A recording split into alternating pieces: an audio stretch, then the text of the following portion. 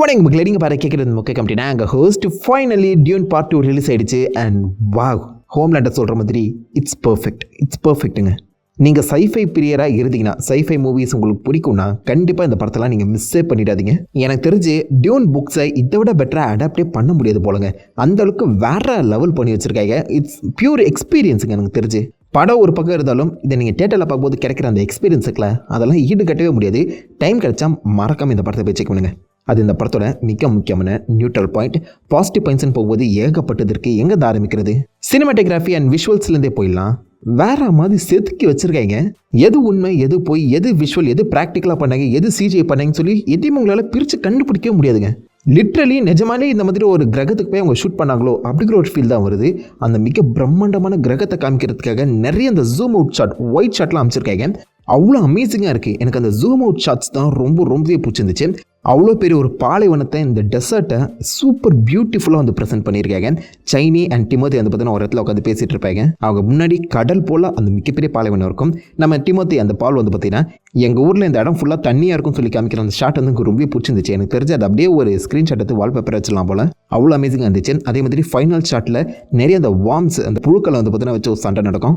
Little goose பம்பாக தான் உங்களுக்கு இருக்கும்னு நினைக்கிறேன். அந்த மியூசிக்காக இருக்கட்டும், அந்த சீன் கன்சியூம் பண்ண விதமாக இருக்கட்டும், எல்லாமே லைக் பிச் பர்ஃபெக்டாக இருந்துச்சு. முக்கியமாக அந்த வைட் ஆங்கிள் ஷாட் எல்லாமே அவ்வளோ அமேசிங்காக இருந்துச்சு. எறும்புகள் போல் நிறைய மக்கள் வந்து பார்த்தீங்கன்னா நிற்க, நடுவில் ஒருத்த மட்டும் நடந்து வருவான். அந்த ஷாட்லாம் வேற மாதிரி கன்சியூம் பண்ணியிருக்காங்க. இந்த படமே ஒரு லெஸ் சேச்சுரேட்டடான ஒரு மோனோட்டோன் சைடில் தான் போயிட்டுருக்கோம். அதுக்குள்ளேயுமே, இந்த படத்துக்குள்ளேயுமே ஒரு பிளாக் அண்ட் ஒயிட் சீக்வன்ஸை வைக்கணும்னு தோணி இருக்கு பார்த்தீங்களா டேரக்டருக்கு.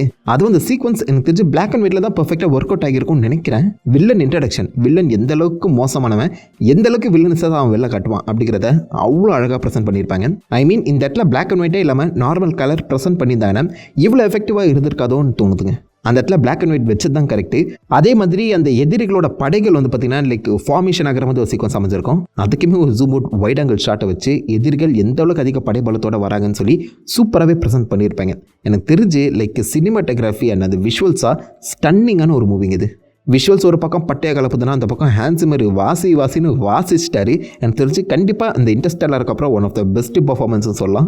நிறைய சீனை அப்படியே தட்டி தூக்குறாருங்க. பர்ஃபார்மன்ஸ், அந்த மியூசிக்லாம் வேற மாதிரி இருக்கு. நிறைய பேருக்கு இன்டர்ஸ்டெல்லாரை விட இந்த மியூசிக் தான் பிடிக்கும்னு நினைக்கிறேன். அந்த அளவுக்கு அமேசிங்காகவே பண்ணியிருக்காங்க.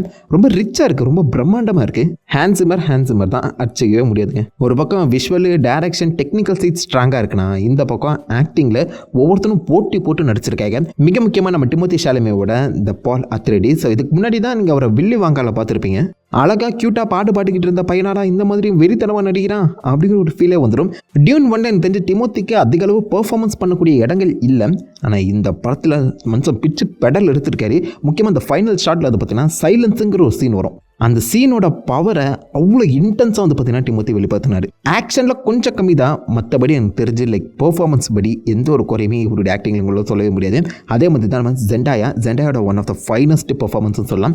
ஜெண்டாயா டிமோத்தியோட அந்த கெமிஸ்ட்ரி ரொம்பவே நேச்சுரலாக இருந்துச்சு. எனக்கு தெரிஞ்சு ஃபோர்ஸ் பண்ண மாதிரி எங்கேயுமே ஃபீல் ஆகல. நடிக்கிற மாதிரி எனக்கு தெரியல. டாம் ஹாலண்ட் இதை பார்த்து ரத்த கண்ணீர் விடாமல் இருந்தால் சரி. அண்ட் நிறைய இடங்கள் இந்த மாதிரி நம்ம சைனி, அதாவது ஜெண்டாயா தான் வந்து பார்த்தீங்கன்னா டிமோத்திக்கு நிறைய விஷயங்களை, அவங்க ஊர் விஷயங்களை வந்து சொல்லி கொடுத்துட்ருக்காங்க. லைட்டாக அந்த அவதார் ஃபீல் வரதான் செய்யுது. பட் அப்பார்ட் ஃப்ரம் தட் எனக்கு தெரிஞ்சு அழகாகவே அந்த சீக்வன்ஸ்லாம் கன்சியூம் ஆகியிருக்கேன். அவங்க கூட்டத்தில் ஒருத்தர் இருக்கான், ஜேவியர் பார்டம். அவர் தாங்க எனக்கு தெரிஞ்சு ஹியூமர் ரிலீஃபாக வராரு. அந்த கூட்டத்தை பொறுத்த வரைக்கும் வெளியூர்லேருந்து ஒரு தூதுவன் வருவான். அந்த தூதுவன் இந்த மக்களை இந்த பாலைவனத்துலேருந்து காப்பாற்றி தண்ணீர் நிறைந்த ஒரு பேரடைஸுக்கு, சொர்க்கத்துக்கு கூட்டிகிட்டு போவாங்கிற ஒரு நம்பிக்கை இருக்கேன். அந்த தூதுவனா நம்ம பாலை தான் எல்லாருமே நினைக்கிறாங்க. பாலாலே இதை அக்செப்ட் பண்ண முடியல. ஏன்னா அவர் அந்த மாதிரி வளர்க்கப்படலை. நானாடா தூதுவன் சொல்லி ஆரம்பத்தில் அவர் சந்தேகப்படுறாரு. அதுக்கப்புறம் நடக்கிற விஷயங்கள் எல்லாமே இவன் தூதுவனா இருப்பானுங்கிற ஒரு டவுட்டை பாலுக்கே உருவாக்குது. அதுக்கப்புறம் நான் தான் தூதுவனுங்கிற மாதிரி அந்த ஒரு விஷயத்தை அவர் எம்ப்ரேஸ் பண்ணி மொத்த பேரையுமே வழி நடத்தி கொண்டு போய் ஒரு மிகப்பெரிய போரே ஆரம்பிக்கிறார். அதெல்லாமே ரொம்பவே நேச்சுரலாக இருந்துச்சு. கொஞ்சம் ஸ்லோ பர்னிங் தான், பட் இருந்தாலும் அது சொல்லப்பட்ட விதமுக்கிறதும் அதை நம்ம டிமோத்தி வெளிக்கொண்டு வந்த விதமுக்கிறதும் ரொம்ப நல்லா இருந்துச்சுங்க. நிறைய இடங்கள்ல நீ தூதுவன் தாண்டா இப்படிலாம் பண்ணுவான், இங்கே பார்த்தியா இவன் ஜெயிச்சிட்டான், இவன் தான் தூதுவன் அப்படின்னு சொல்லி நம்ம ஜேவியர் பார்டம் பண்ணுற காமெடிக்கு எல்லாத்துக்குமே நிஜமாலே சிரிப்பு வருது. அது ரொம்பவே லைக் வெள்ளந்தியாக இருக்க மாதிரி தான் தோணுது. அவர் லைக் கலாய்க்கிறதுக்காக சொல்கிறாரா இல்லை நிஜமாலே அந்த அளவுக்கு இந்த தூதுவன் வருவாங்கிற ஒரு விஷயத்தை அந்த ஊர் மக்கள் நம்பிட்டு இருக்காங்களா நம்மளுக்கு புரியல. பட் இவருடைய இந்த பெர்ஃபார்மன்ஸ் வந்து கண்டிப்பாக நம்மளுக்கு சிரிப்பாக வர வைக்க தான் செய்யுது. இன்டென்ஷனலாக பண்ணுறாங்களா இல்லை தெரியாமல் பண்ணுறாங்களான்னு புரியல. பட் நல்லா இருந்துச்சு அவருடைய பெர்ஃபார்மன்ஸ். அதை தொடர்ந்து நம்ம ஜார்ஜ் ப்ரோலின் கடைசி கட்டத்தில் தான் அவர் இறங்குறாரு. பட் இறங்குற சீக்வன்ஸை அவர்களுக்கு டீசெண்டாகவே பண்ணுறாரு. வில்லனோட பெர்ஃபார்மன்ஸை கண்டிப்பாக சொல்லி ஆகணும்ல. ஆஸ்டின் பட்லர் மனுஷன் பியூர் ஈவில்னா இதாண்டா அப்படிங்கிறத தெளிவாக வெளில கொண்டு வராரு. அந்த கிஸ் மை ஃபீட்டுங்கிற அந்த சீக்வன்ஸ் அதிலே புரிச்சிடும் பைபிள் இவ்வளோ கொடூர புத்திக்காரனாடாங்கிற மாதிரி. ஸோ பயங்கர வில்லனாக காமிக்கிறங்கிற பேரில் சில இடங்கள கொஞ்சம் காமிக்கலாவும் அது ஃபீல் ஆச்சு. ஐ மீன் நான் என்னை எதிர்த்து பேசுகிற நீ கோயிலை கொண்டுடுவேன் அப்படிங்கிற மாதிரி யோசிக்காமல சில விஷயங்கள்லாம் பண்ணிட்டு இருக்காரு. அது கொஞ்சம் காமிக்கலாக இருந்துச்சு. பட் இருந்தாலும் அவர் எந்த அளவுக்கு ஒரு பயங்கரமான வில்லனுங்கிறத நிறைய இடங்கள அழகாகவே கன்வே பண்ணிடுறாங்க. அண்ட் பியூர் ஈவிலாகவே அவரை ப்ரெசென்ட் பண்ணியிருக்கீங்க. கடைசியில் அவர் வந்து நல்லவராக மாறிட்டார் அப்படி இப்படின்னு எதுவுமே சொல்லலை. பியூர் ஈவிலாகவே அவரை மெயின்டைன் பண்ணி கூட்டிகிட்டு போனதும் ரொம்ப நல்லா இருந்துச்சு. போன படத்தில் சொன்ன நிறைய மிஸ்டேக்ஸ் வந்து பார்த்தீங்கன்னா இந்த படத்தில் சரி பண்ணிட்டாங்க தான் சொல்லணும். போன படம் ரொம்ப ஸ்லோ பர்னிங்காக இருந்துச்சு. இந்த படத்தில் நிறைய ஆக்ஷன் சீக்வன்ஸ் இருக்குது. நிறைய எக்ஸ்ப்ளோர் பண்ணுற மாதிரி ஏகப்பட்ட விஷயங்களை உள்ளடக்கியிருக்காங்க. அந்த வேர்ல்டு அந்த ஸ்பைஸை பற்றின நிறைய லோர் வந்து பார்த்திங்கன்னா நம்மளுக்கு தெரிய வந்திருக்கு. அந்த நாட்டு மக்களோட அந்த வழிமுறைகள் என்னென்னங்கிறத நம்மகிட்ட அழகாகவே கன்வே பண்ணியிருக்காங்க.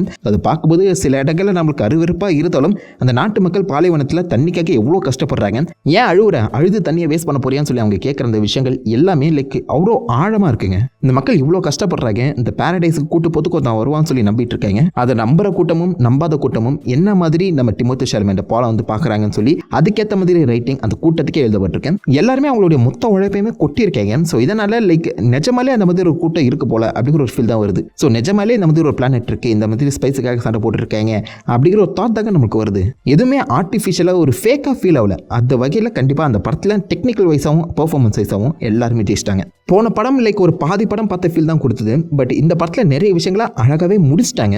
எனக்கு தெரிஞ்சு டியூன் 2லேயே படம் முடிச்சா கூட பிரச்சனை இல்லைன்னு நினைக்கிறேன். ஒரு அழகான கன்க்ளூஷன் இருக்குது. பட் இதை தொடர்ந்து டியூன் 3யுமே கண்டிப்பாக வரப்போகுது. அதுக்கான லீடுமே கொடுத்து தான் முடிச்சிருக்காங்க. டியூன் 3ல ஜெண்டாயாவுக்கு ஒரு ஹெவியான ரோல் இருக்கும் போல. பட் டியூன் 2 லைக் ஒரு கம்ப்ளீட் படம் பார்த்து ஒரு சாட்டிஸ்ஃபேக்ஷன் அழகாக கொடுக்குது. அதுவே ஒரு ப்ளஸ் பாயிண்ட் தான். அதை தொடர்ந்து அப்படியே நம்ம நெகட்டிவ் சைட் போடுவோம். நெகட்டிவ்ஸுமே இருக்க தான் செய்யுது. ஸ்டார்டிங் வித் இந்த படத்தோட ரன் டைம் ஒரு 2.5 மணி நேரம். இந்த ஃபைனல் சீக்வன்ஸ்லாம் டப்புன்னு போனாலும் சில இடங்களில் அந்த ரன் டைம் உங்களால் ஃபீல் பண்ண முடியுதுங்க. போன படம் மாதிரி ரொம்ப ஸ்லோ பர்னிங்லாம் கிடையாது.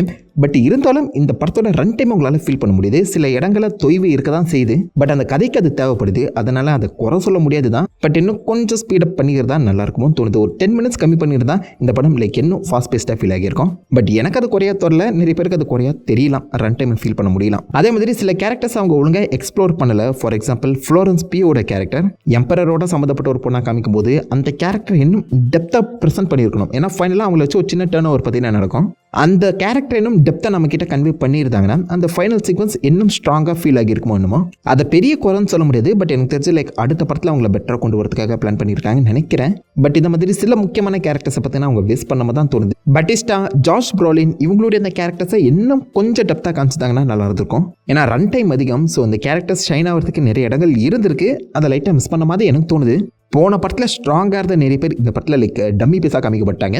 பட் இதெல்லாமே லைக் ஒரு நெட்பிக்ஸ் தான், மேலோட்டமான குறையாக தான் சொல்கிறேன். பிகாஸ் இதை தாண்டி படத்தை விஷுவலாகவும் சரி, டெக்னிக்கல் சைடு, மியூசிக்கு, பெர்ஃபார்மன்ஸு, ரைட்டிங் சொல்லி எல்லா இடத்துலையுமே பார்த்தீங்கன்னா அப்படியே டப்புன்னு ஸ்கோர் பண்ணிக்கிட்டே இருக்காங்க. படம் மோர்லைக் ஒரு பிச் பர்ஃபெக்டான ஒரு படம். லிட்டரலாக வேற ஒரு உலகத்துக்கே போய் ரிட்டர்ன் ஆன ஒரு ஃபீல் உங்களுக்கு கண்டிப்பாக கிடைக்கும். சில இடங்கள் கொஞ்சம் லேக்காக ஸ்லோ பர்னிங்காக இருந்தாலும் ஓவராலவே ஒரு ஃபுல் பிளஸ்டு ஃபீஸ்ட், அதாவது ஒரு நல்ல விருது சாப்பிட்ட ஃபீல் தான் உங்களுக்கு வரும். தேட்டர் விட்டு வெளில வரும்போது கொஞ்சம் சாட்டிஸ்ஃபை ஆகி தான் வருவீங்க. நிறைய கற்றுக்கலாங்க.